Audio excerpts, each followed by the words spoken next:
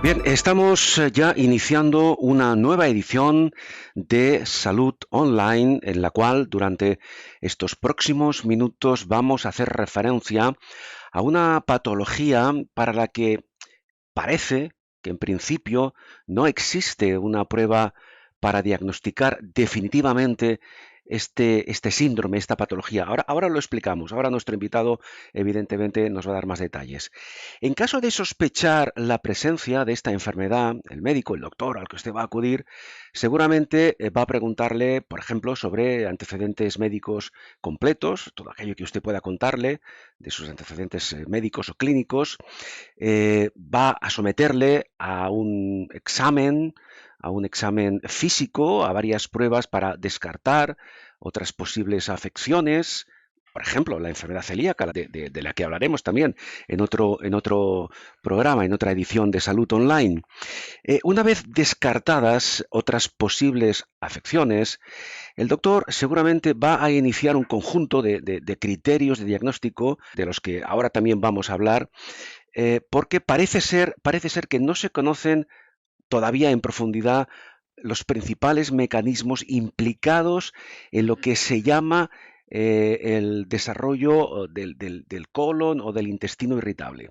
Este va a ser el tema que vamos a desarrollar durante estos próximos minutos y, como ustedes pueden ver, vamos a hacerlo con el doctor Josep Just, a quien podemos ver ya en pantalla. El doctor Josep Just es digestólogo, precisamente.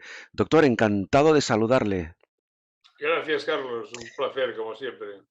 Bien, si le parece, doctor, vamos de entrada le voy a pedir, porque vamos a hablar de este síndrome del intestino irritable, pero es este síndrome, que ahora usted nos va a explicar qué significa la palabra síndrome, hace poco tiempo se definía de otra manera, se le llamaba el colon irritable, ¿verdad? Se le denominaba como la enfermedad del colon irritable. ¿A qué se debe este cambio de denominación? Sí, de hecho, ha ido experimentando cambios con el tiempo.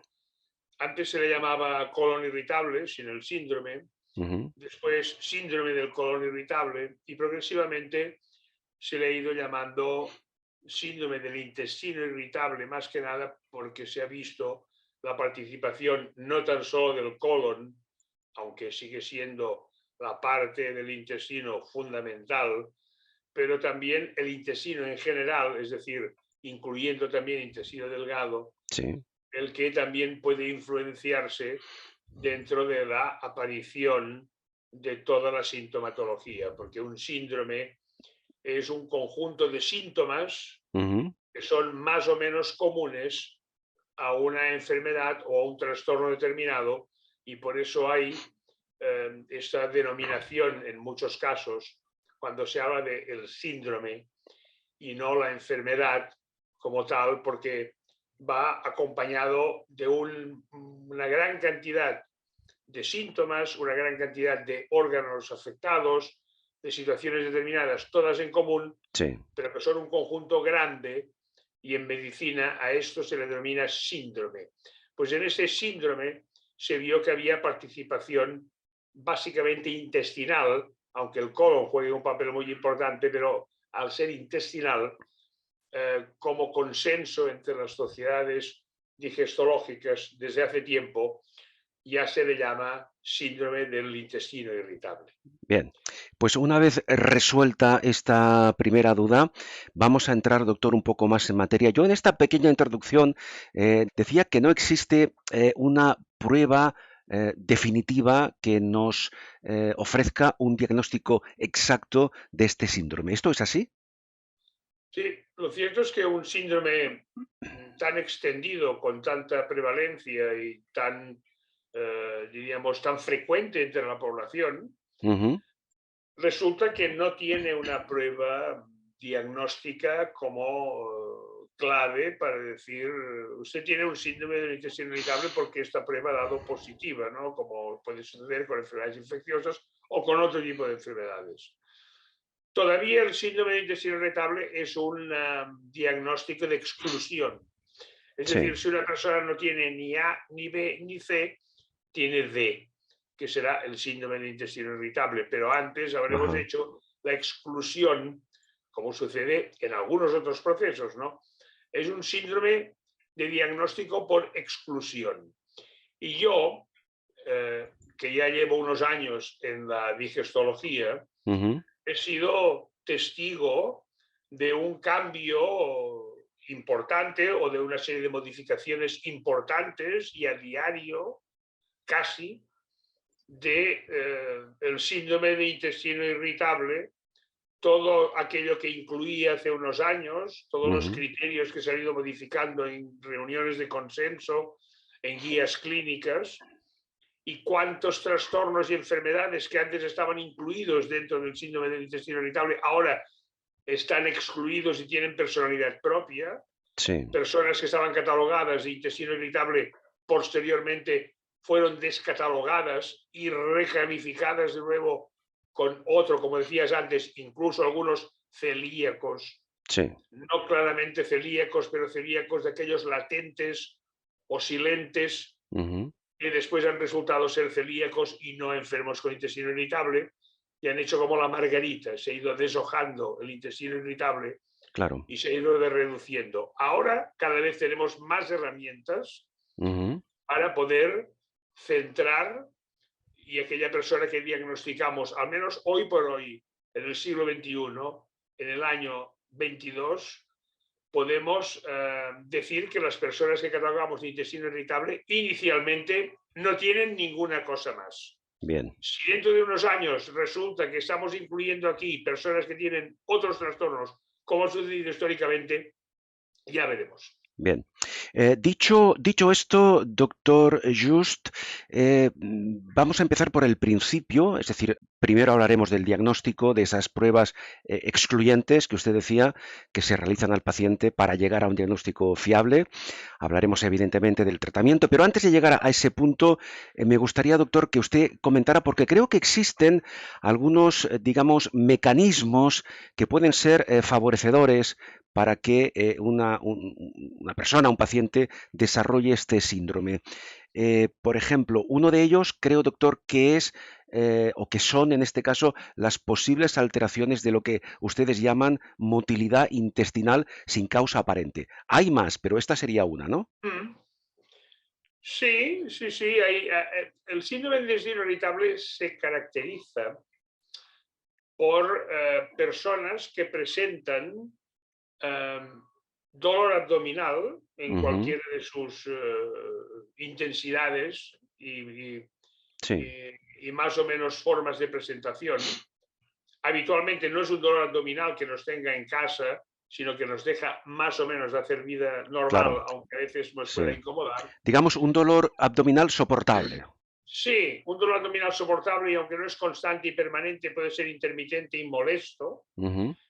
Una distensión abdominal, una sensación de hinchazón, que esto casi siempre es común, más o menos, Sí, sensación de distensión abdominal y una alteración en la forma de ir de vientre, es decir, una alteración en cuanto al número y a ujú. la consistencia de nuestras deposiciones. El número porque puede ser mayor de lo normal o Sí, menor de lo normal y más consistente o menos consistente, sí, lo que daría lugar a formas de colon irritable modo diarrea claro. o colon irritable Ujú. modo estreñimiento. Pero eso sería el bloque que acompaña a todos los que tienen el colon irritable. Sí, Entonces, parece ser que en las personas que tienen colon irritable, independientemente que no sepamos el por qué tienen colon irritable, Ujú. pero parece ser que pasan cosas en común. Una de ellas, como decías tú hace un momento, son trastornos en la motilidad. Sí. Parece que hay una hipersensibilidad neuronal, una hipersensibilidad nerviosa, que hace que estas personas tengan alterada la motilidad intestinal. Es decir, perdón, doctor, factores psicológicos o estrés que pueden incidir en esa motilidad, en esa variación, en esa afectación de la motilidad intestinal. ¿Sería esto? No, esos serían factores concomitantes, Ajá. serían factores añadidos. Pero cuando hablo de factores de hipersensibilidad nerviosa, me Sí, refiero a terminaciones nerviosas, sensitivas, no emocionales, entiendo. Mm. sino el intestino es como la antena de un caracol, cuando la tocamos hace Ujú. movimientos de contracción y relajación. O Sí. sea, esta actividad, que sí sabemos, por ejemplo, cuando estamos nerviosos, que a lo mejor tenemos diarrea, porque el estrés provoca hipermotilidad y siempre que tenemos Claro. un problema, a veces la diarrea del examen, ¿no? Exactamente. Sí, sí, sí.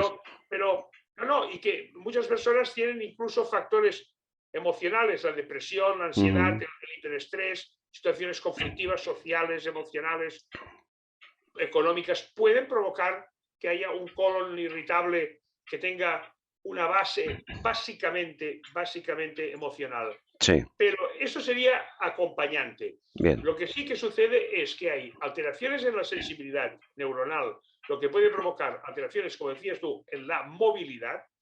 Sabemos que hay unas alteraciones en la barrera mucosa. Ujú. O sea, sabemos que el intercambio entre lo que hay dentro y fuera de la luz intestinal se ve alterado. Sí. Sabemos que hay cierto componente inflamatorio en esta alteración. Claro. Y también sabemos que hay una alteración en la flora intestinal, lo que ahora Sí. llamamos en la microbiota intestinal, lo Claro. que la gente que nos escucha Ujú. ha oído muchas veces. Digo lo de flora para que la gente no se Sí. pierda, porque clásicamente se le ha denominado Sí, la sí, sí, sí. flora intestinal, pero la palabra flora ha sido Claro. popularmente, sigue utilizándose, pero desde el punto de Mm. vista digestológico se ha Sí, sí, sí. abandonado la palabra flora y se ha sustituido por la de microbiota, es decir, Exactamente. Es organismos que viven dentro de nuestro intestino. otro concepto médico que también se ha modificado, como ha ocurrido con el tema del síndrome del Claro, intestino en relación al colon irritable. esta también Sí, sería otra de las situaciones bien. que tienen denominador común en las personas con colon irritable.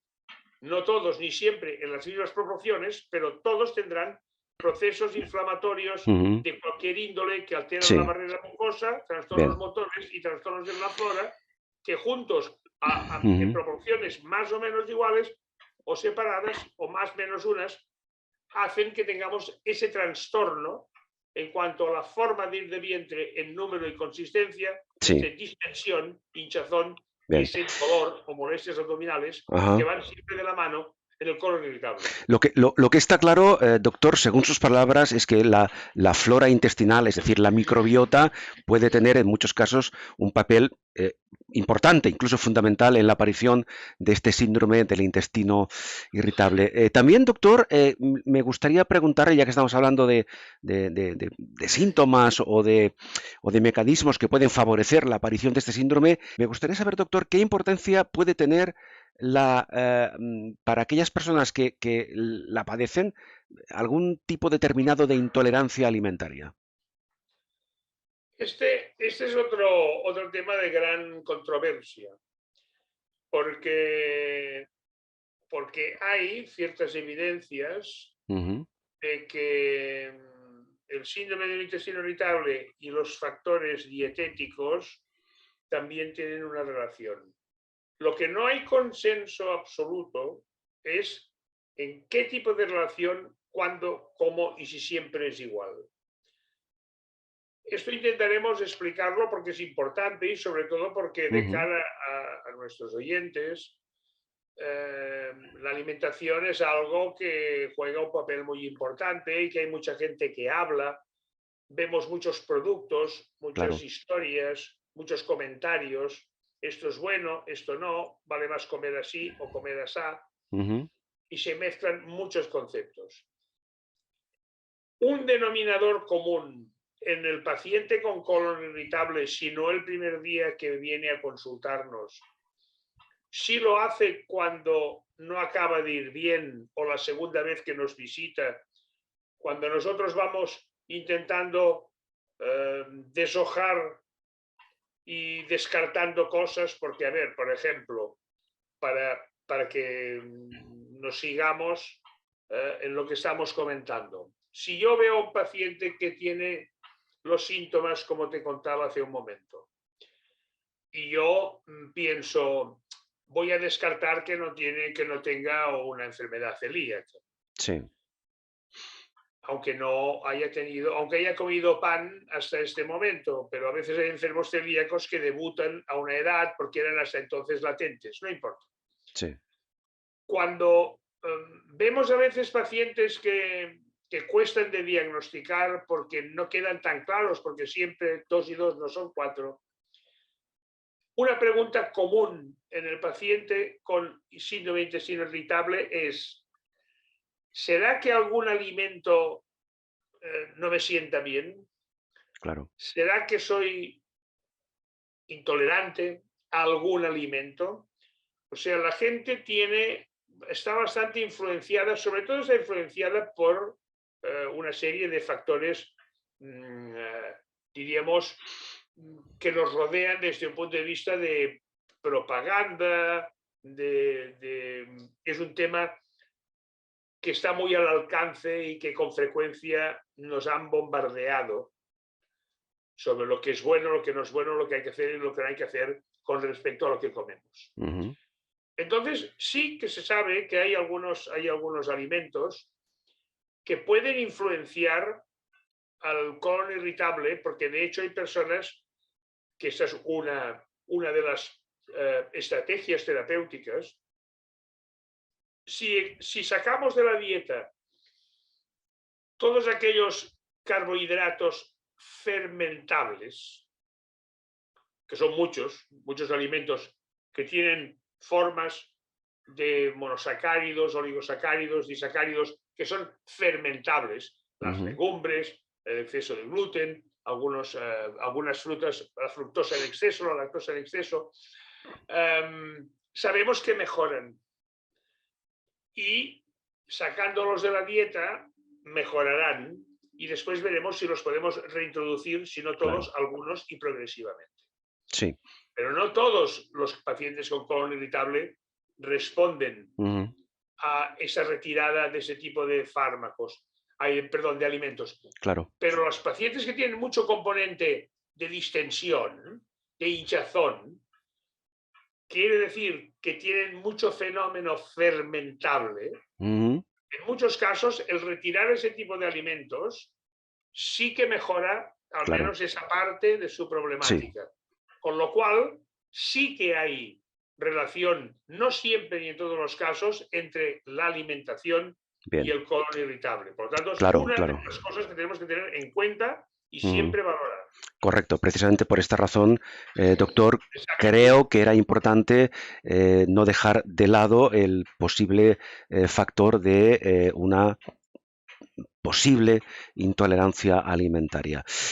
Vamos a ver, doctor Just, háblenos brevemente de cuál es, aunque sea de forma aproximada, la incidencia entre el núcleo de población susceptible de padecer este síndrome. La afectación a nivel social, pregunto, doctor, se basa, por ejemplo, en franjas de edad, en sexo. Explíquenos. Bueno, en franjas de edad es cierto que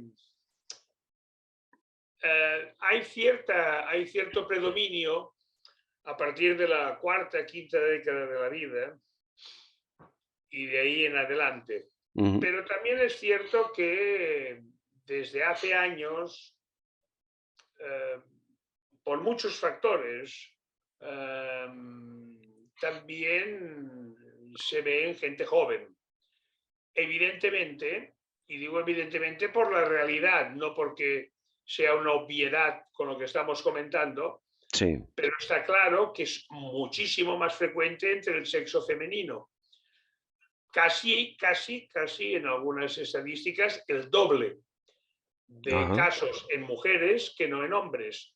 Evidentemente se desconoce cuál es el motivo de que el colon irritable de alguna manera esté ligado o sea predominante en el sexo femenino, porque se desconocen factores hormonales ni factores ligados al sexo, ni hereditarios que puedan tener alguna cosa que ver. Por lo tanto, no se sabe el por qué, pero es una evidencia, bien, aunque sea observacional, que es más frecuente entre las mujeres. Es un ujú, trastorno muy incidente, con una prevalencia muy alta. La prevalencia va desde el 2 o el 3% hasta el 25%. sí, ¿Y cuál es esa diferencia? Pues depende del lugar, los condicionantes y qué población estemos seleccionando. Porque sabemos que la incidencia está relacionada con niveles económicos, estrés social, preocupación por la salud, alimentación incorrecta.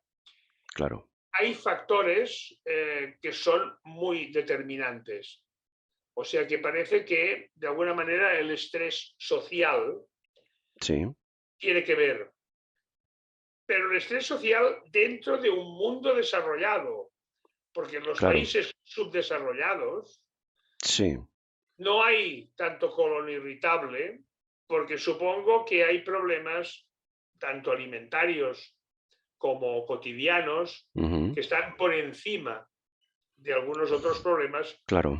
que en el mundo desarrollado existen. Esto, doctor, que usted comenta no deja de ser curioso porque en base a su explicación podemos deducir que este síndrome, el síndrome del intestino irritable, es una patología de países desarrollados, ¿no? De países avanzados, ¿no?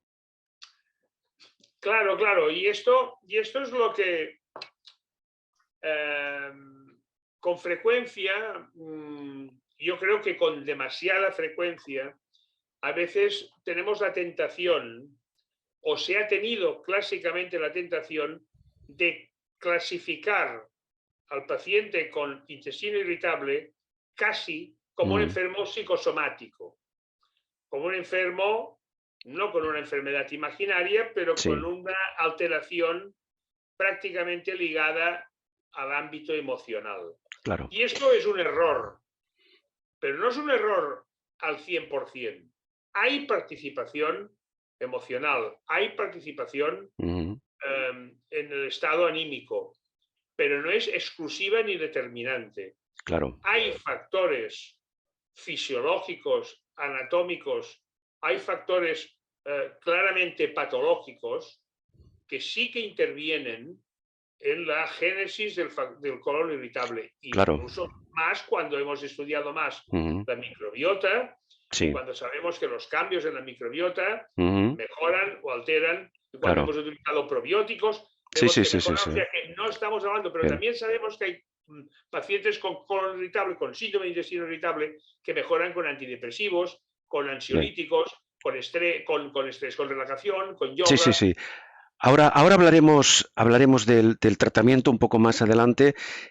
También dedicaremos doctor, si me lo permite, un apartado especial al tema de la microbiota, que es muy importante.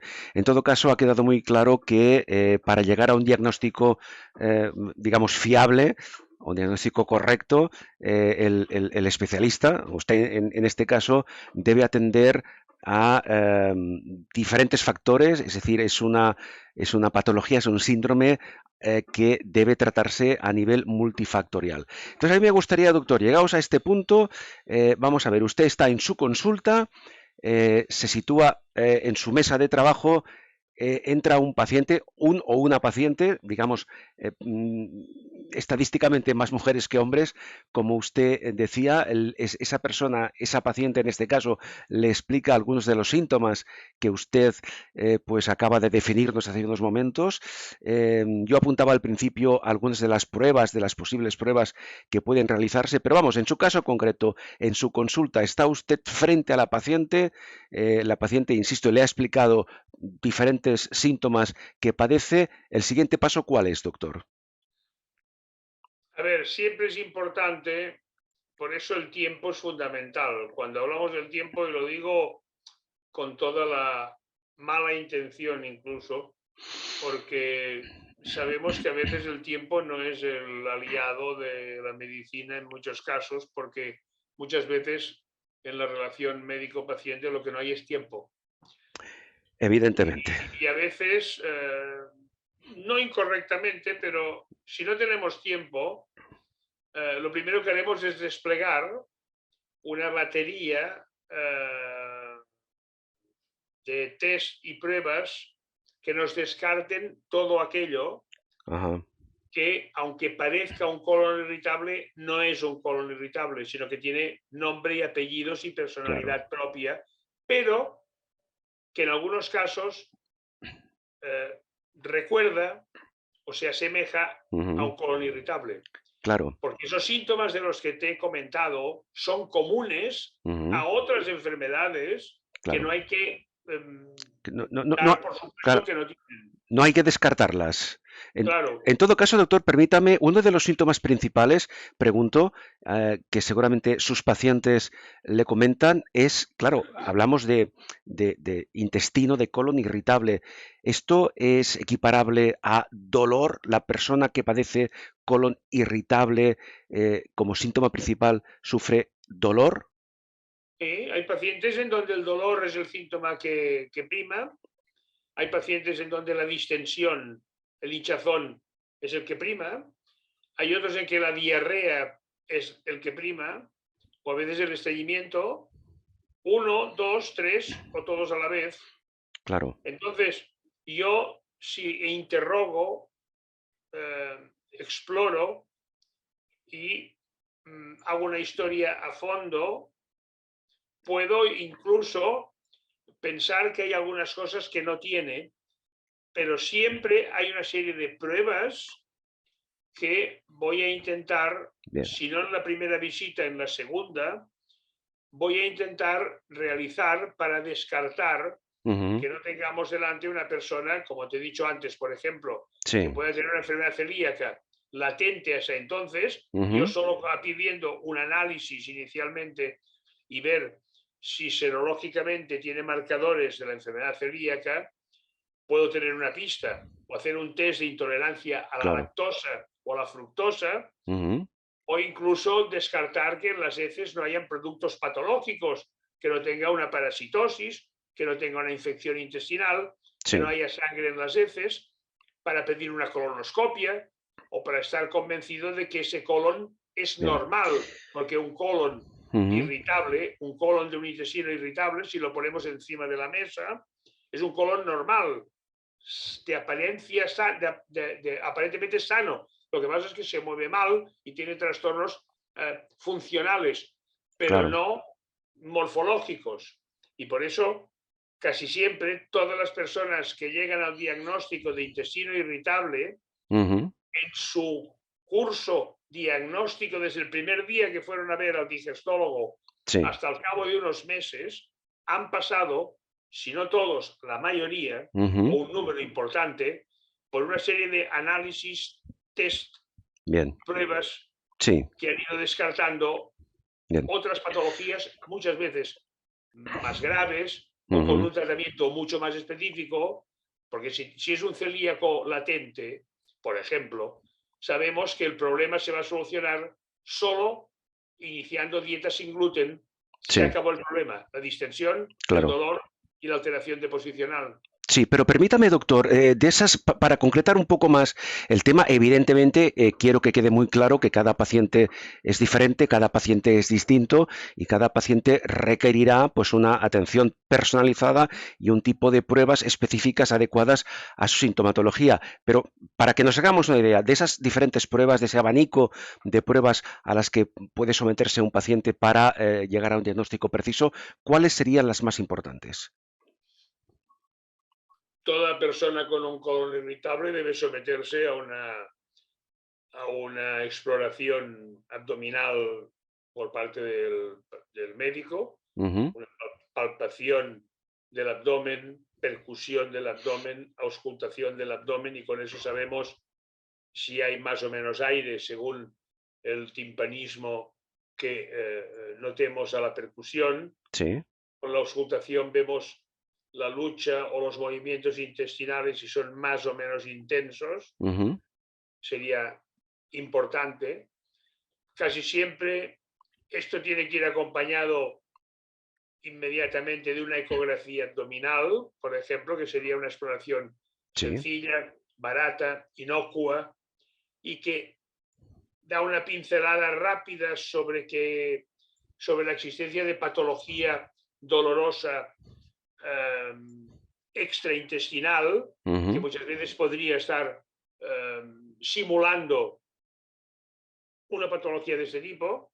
Sé que casi siempre esto que es básico y elemental lo tendremos en cuenta. Y después, análisis de sangre y heces en todos los casos. ajá, Tiene que haber una batería de análisis en las que vayamos a incluir una serie de cosas que nos puedan orientar, un análisis general primero, para ver que no hayan factores mmm, inflamatorios de fondo, leucocitos, proteína C reactiva, velocidad de sedimentación, entre otras muchas cosas. sí, Podemos añadir marcadores de la enfermedad celíaca en una sola extracción. Y después en heces miraremos calprotectina fecal, que es un marcador de actividad inflamatoria, ujú, sangre oculta en heces, parásitos. O bien, sea que un análisis, claro, aquello que va uno al médico, me han pedido un análisis de heces y un sí, análisis de sangre, esto deberíamos hacer siempre y en todos los casos. Y después, muchos pacientes también, dependiendo de esos resultados, precisarán de una exploración más a fondo con ujú, endoscopia claro, sí, para acabar de bien. descartar otras patologías.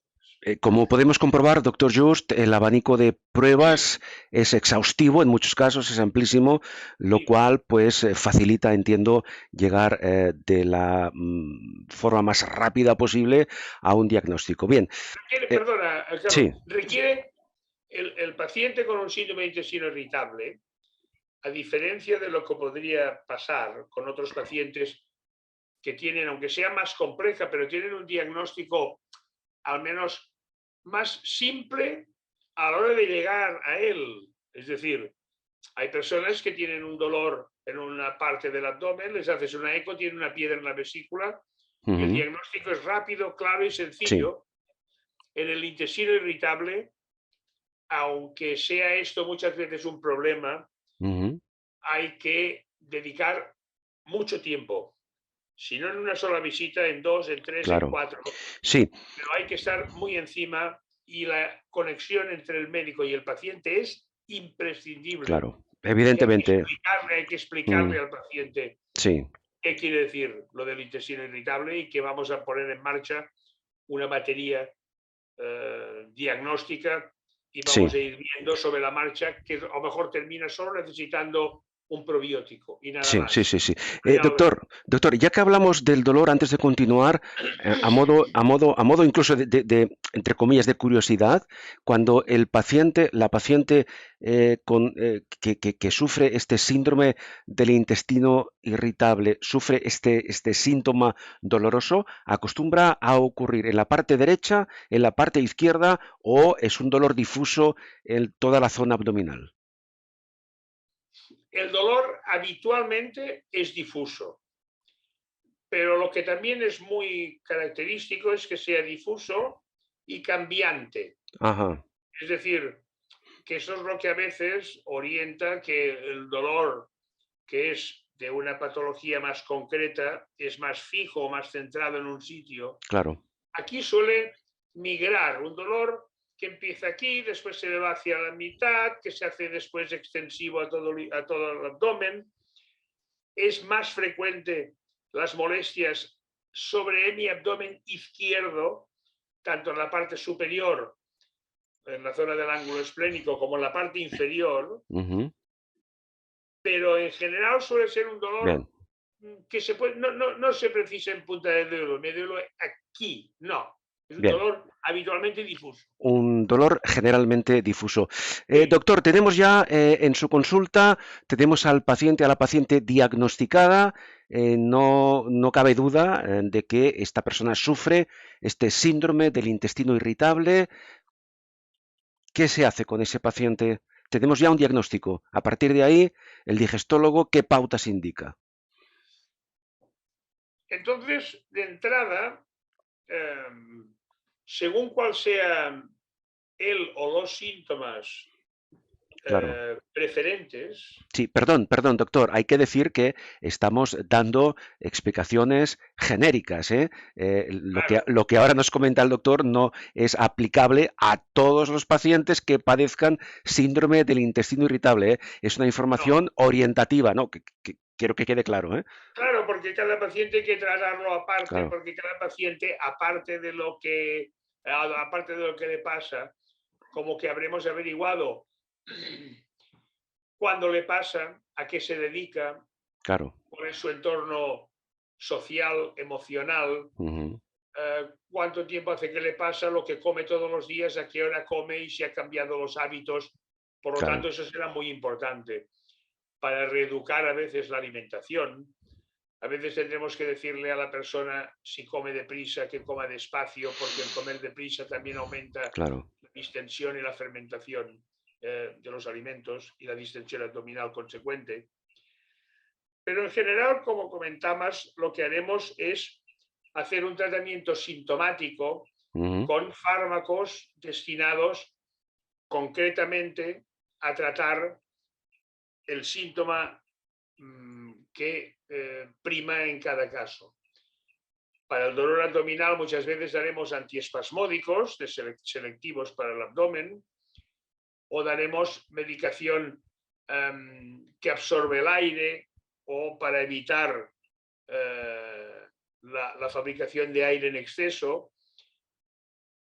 Y con frecuencia, sobre todo en el modo diarrea del colon irritable, que te he comentado que podía haber estreñimiento como síntoma evacuacional fundamental, o diarrea, que es más frecuente la diarrea que el estreñimiento, daremos probióticos, porque ese será la aportación de la microbiota en todo el entorno del colon irritable o del intestino irritable en este caso. Siempre ahora, o casi en todos los casos, damos por descontado, al menos de entrada, que existe una participación de la microbiota intestinal. La microbiota intestinal que tenemos son los más de 100 billones con B, de microorganismos que viven en nuestro intestino, en donde viven bacterias, virus, hongos, esporas, todo tipo de microorganismos, juegan un papel muy importante, pero la mayoría de las veces beneficioso. Nos ayuda a combatir infecciones externas, a neutralizar toxinas, nos ayuda a absorber alimentos, a facilitar la absorción de oligoelementos, de vitaminas. Es vital para nuestra existencia. La incluso, doctor. Vive con nosotros. Sí, no, perdón. Forman parte de nuestro organismo, estas que llevamos dentro de nuestro organismo. Le iba a comentar, doctor, ya que hablamos ahora de la microbiota, que incluso yo he oído decir que la microbiota en sí y todo el intestino, nuestro aparato digestivo, se le conoce también como nuestro segundo cerebro. Claro, Sí, sí, porque influye desde en el estado emocional, regula mecanismos inmunológicos, o Claro. sea, hay mecanismos inmunológicos que están mediados por la microbiota Ujú. y se ve alterada muchas veces por medicamentos, por cambios de hábito de vida, ya digo, por alteraciones emocionales Claro. que realmente la mayoría de las veces podemos influir sobre ellas, pero hay algunas que no, como la edad o la tendencia genética Bien. o Sí, nuestra sí, sí, sí, sí. anatomía intestinal, pero hay otras que sí. Y por lo tanto, hay personas que pueden debutar con una especie de síndrome de intestino irritable después de que han estado haciendo tratamiento con un fármaco, preferentemente antibióticos, Ujú. por un flemón dentario, por un problema determinado, que ha tenido que tomar muchos antibióticos. Esos antibióticos han destruido, porque los antibióticos son fármacos antimicrobianos y por lo Claro. tanto han estado destruyendo Sí, sí. los microbios, diríamos, patógenos, pero los que no lo son también. Y entonces nos han alterado la flora, nos han alterado la microbiota. Y entonces hay personas que se les desarrolla una especie de síndrome de intestino irritable light que solo tiene como causa un origen farmacológico reciente. Ujú. Y Sí, entonces, eso claro. también hay que historiarlo. De ahí que es importante que yo le pregunte a un paciente, oiga, ¿usted qué fármacos ha tomado en los últimos meses? ¿Qué medicamentos ha seguido? ¿Qué terapias ha seguido Claro. farmacológicas? Porque me interesará como dato Pero sí, la doctor, historia. pero entiendo que cuando este hecho se produce, cuando la alteración de la microbiota se ha producido por un tratamiento concreto de determinados fármacos, esa alteración, entiendo, en un relativo periodo de tiempo breve, puede recuperarse la microbiota cuando el tratamiento farmacológico cesa, ¿no? Depende. Depende. Porque hay personas que tienen una capacidad de recuperar la microbiota con cierta facilidad, Ajá. pero hay personas que no.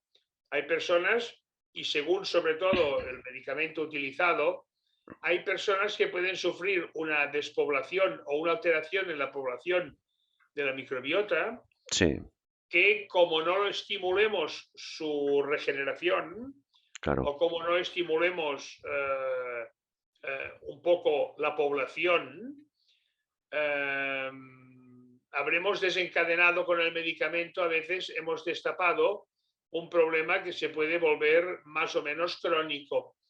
Y Ujú. entonces, aunque muchas veces, como tú dices, es cierto que cuando se desaparece el factor agresivo, Claro, progresivamente mejora, otras veces claro. no. No Y siempre es entonces, así. y entonces necesitamos intervenir nosotros Bien. activamente. ¿Sí? Bien, en todo caso, para que el síndrome del intestino irritable se mantenga estabilizado, es necesario, entiendo, doctor, que nuestra microbiota también se mantenga en un estado saludable. ¿Mm? Eso Sería así. está demostrado que haciendo tratamiento sintomático, no exclusivo, sintomático, haciendo tratamiento con probióticos, que sería tratamiento para Ujú. cuidar, Sí. regenerar o mejorar nuestra microbiota. Y haciendo tratamiento dietético, Ujú. en el que intentaremos no añadir leña al fuego, es decir, alimentos Claro, que no es que sean perjudiciales, pero alimentos que cuando se dan unas premisas, sí pueden serlo. claro. Porque, porque si yo le digo a alguien que no coma garbanzos, no es que los garbanzos sea un mal alimento, Ujú.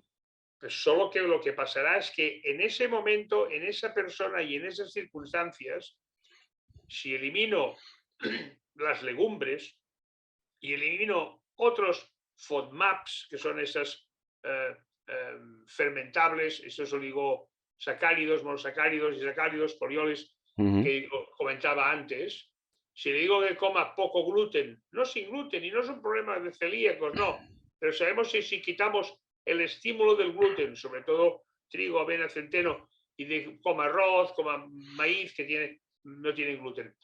Poca lactosa, no es porque seamos intolerantes a la lactosa, pero poca lactosa Claro. porque será más fácil de digerir y no tendremos fermentables si no comemos lactosa. Si no tenemos ese problema, sí podemos comer lactosa si no somos intolerantes a la lactosa. Pero si recomendamos esa dieta durante un tiempo sin fermentables, damos probióticos y hacemos tratamiento sintomático, excluidos toda una serie de problemas, es muy probable que tengamos en un porcentaje alto y muy respetable el síndrome de intestino irritable más o menos controlado. Y ahí es donde yo quería llegar, doctor, porque usted acaba de comentar que con el tratamiento concreto adecuado se puede mantener controlado este síndrome del intestino irritable. Un paciente que ha sido diagnosticado, correctamente tratado, a pesar de eso, pregunto, doctor, ¿va a convertirse en un paciente crónico? Quiero decir, el síndrome del intestino irritable, se lo pregunto de otra forma, ¿puede curarse? Esta sería la pregunta del millón, porque no está nada claro si el intestino irritable es un proceso crónico o es un problema pasajero, solucionable. Tiene connotaciones crónicas, porque los trastornos funcionales, cuando aparecen, ese tipo de hipersensibilidad neuronal del que hacía alusión antes, ese tipo de alteraciones en la barrera, esos cambios inflamatorios, esa alteración de la microbiota, de alguna forma nos hace pensar que la población con síndrome de intestino irritable se convierte de alguna manera en personas que cada vez, si dejan de hacer tratamiento y están compensadas, Sí. que cada vez que se vean expuestas a las mismas situaciones, puedan volver a reaccionar exactamente igual, con alteraciones en la microbiota, y vuelvan a repetirse, porque hay pacientes que a lo mejor hace 3 años que no han venido a la consulta, y cuando vienen, lo primero que explican es: estoy como había estado hace unos años. He pasado unos años la mar de bien. Sí. Pero ahora volvemos a estar casi como había estado. Miras la historia y lees las mismas cosas que te había explicado hace 3 años, Claro. las explica de nuevo ahora. No pasa con todo el mundo, pero se sabe que hay una serie de connotaciones. Esto sucede en medicina con frecuencia. Hay expresiones populares que serían no al margen de un síndrome, pero hay personas que dicen: cada vez que me pongo nervioso tengo dolor de cabeza. Claro. Cada vez que oigo mucho ruido y tal, tengo palpitaciones. Cada vez que tengo un disgusto, se me va el apetito.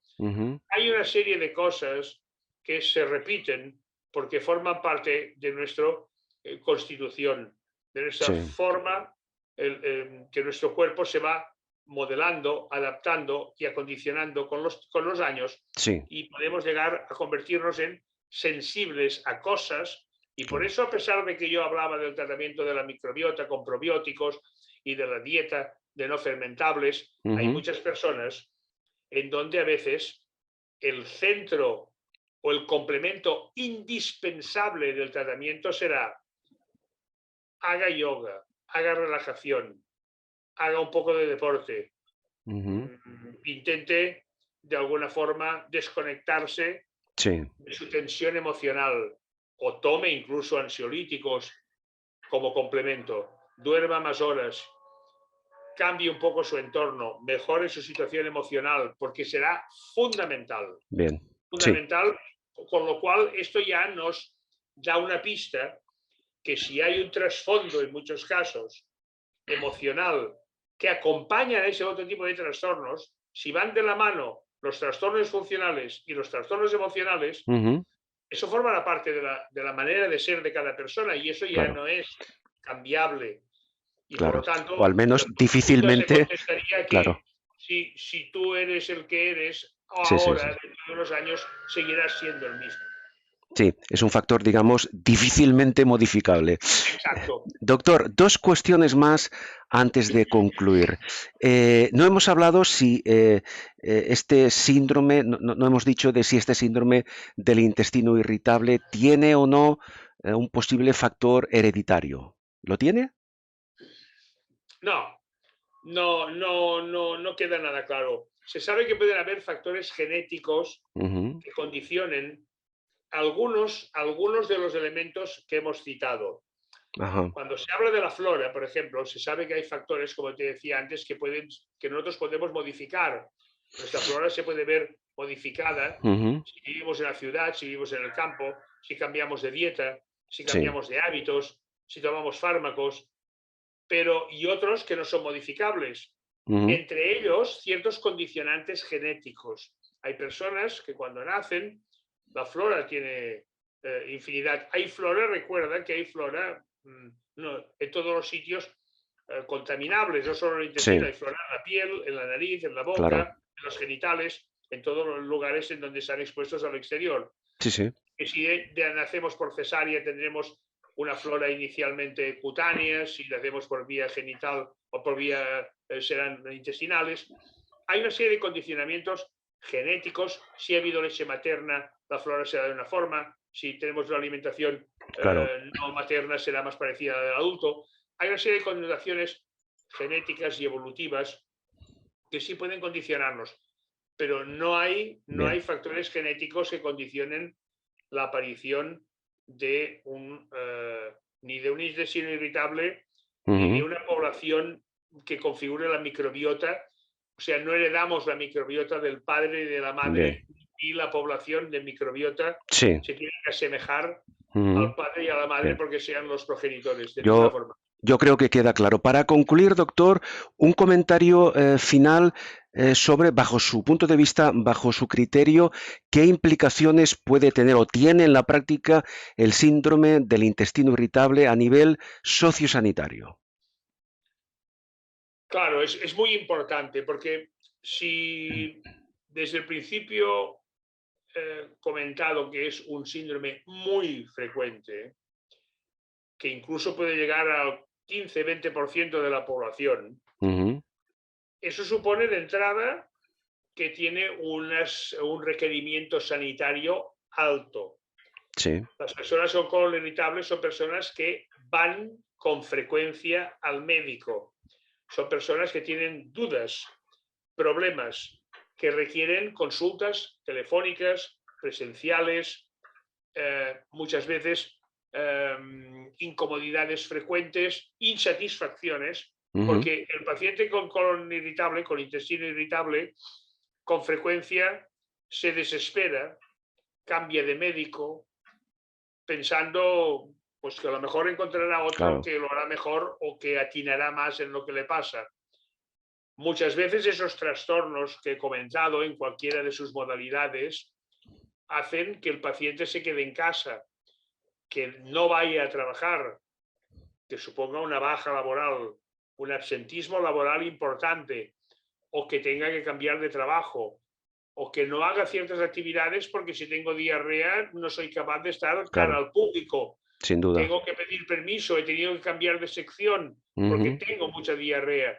O sea que ese trastorno que parece que no es grave desde el punto de vista de leve, grave o vital, sí tiene muchas implicaciones, tanto ocupación sanitaria, gasto sanitario Sí. y absentismo laboral, con lo cual todo esto provoca que Ujú. tenga una repercusión sociosanitaria muy Claro, importante. importante. Doctor, permítame una última curiosidad. En su consulta, aproximadamente, para hacernos una idea, ya que hemos hablado de la incidencia, em, ¿cuántos o qué porcentaje de sus pacientes, porque usted es digestólogo, por tanto usted atiende todo tipo de patologías relacionadas con el aparato digestivo, pero de ese número de pacientes que usted atiende, ¿cuántos de ellos sufren este síndrome del intestino irritable? Pues alrededor del 60 o 70%, casi. 60 60%, 60%, digamos, sí, es no una, vayamos es a una gran, exagerar. es una gran mayoría, doctor. Hay que tener en cuenta varios factores. Primero, que hay digestólogos que solo se dedican a una cosa determinada. Entonces, Claro. esos digestólogos solo reciben pacientes Ujú. con trastornos determinados. Digestólogos que se dedican solo a patología hepática, otros que Claro. solo hacen enfermedad inflamatoria, Ujú. otros que reciben solo enfermedad úlcero-péptica, pero el digestólogo que recibe de todo, porque Sí. yo aunque haga muchas cosas fuera de mi consulta, las consultas son de digestología general. Ajá, claro. El digestólogo general recibe muchos Bien. pacientes funcionales en cualquiera de esos, al menos que entran Sí. con la etiqueta o probable etiqueta de síndrome de intestino irritable, del cual de cada 10, por ejemplo, Sí. que entran, a lo mejor quedan 4. Claro, Los otros claro, 6 claro. Sí, se sí, sí. convierten en intolerantes a la lactosa, Sí, diarreas por fármacos, se descarta la van patología. descartando. Claro, Pero de claro. Bien. entrada, que tú digas, acaba de entrar un probable síndrome de intestino Bien. irritable, el 60%. Nos quedamos con ese 60-70%, con lo cual queda demostrado, doctor, que este síndrome del intestino irritable tiene una gran incidencia. Doctor Josep Por Just, supuesto. como siempre, ha sido un auténtico placer charlar con usted y estoy seguro de Igualmente, que Carlos. sus palabras, sus explicaciones, que su intervención ha ayudado a muchas personas que van a vernos luego a través de las redes sociales a clarificar conceptos y a saber a qué atenerse si, esperemos que no, en su momento se les diagnostica un síndrome del intestino irritable. Repito, doctor, muchas gracias. Un abrazo. Gracias a ti, Carlos. Un placer, como siempre.